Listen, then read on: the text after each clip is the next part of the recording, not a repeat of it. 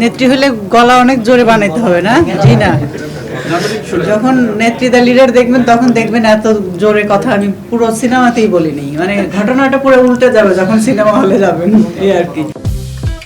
Glamour জগৎ, কোটি ভক্তের ভালোবাসা, রাজকীয় জীবন সবই আছে তার। ঢালিউডের অন্যতম শীর্ষ তারকা তিনি, কিন্তু এত কিছুর মাঝেও কোথাও যেন হারিয়ে গেছে একজন সাধারণ মানুষের মতো মুক্ত বাতাসে শ্বাস নেওয়ার স্বাধীনতা। খ্যাতির পেছনে লুকিয়ে থাকা সেই চিরন্তন একাকিত্ব আর সাধারণ জীবনে ফিরে যাওয়ার আকুলতা প্রকাশ করলেন জনপ্রিয় চিত্রনায়িকা বর্ষা।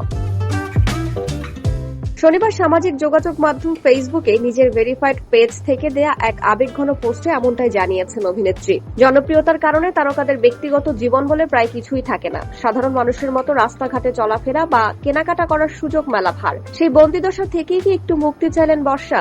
নিজের পোস্টে ফেলে আসা সাধারণ জীবনের সুন্দর মুহূর্তগুলোর স্মৃতিচারণ করেন তিনি। ফেসবুক পোস্টে বর্ষা লিখেছেন, ঢাকায় যখন আমি কেনাকাটা করি কত আরাম, কেউ বুঝলো না আমি কে। মাঝে মাঝে মনে হয় আবার যদি একটা সাধারণ মানুষের মতো ঘুরতে পারতাম, কেউ তাকাবে না, কেউ চিনবে না। ওই দিনগুলো ছিল জীবনের সুন্দর মুহূর্ত। পোস্টটি শেয়ার করার পরপরই তার সামাজিক যোগাযোগ মাধ্যমে বেশ সাড়া ফেলেছে। সাধারণ ভক্ত থেকে শুরু করে নেটিজেনরা অনেকেই বর্ষার এই অনুভূতির সাথে একাত্মতা প্রকাশ করেছেন।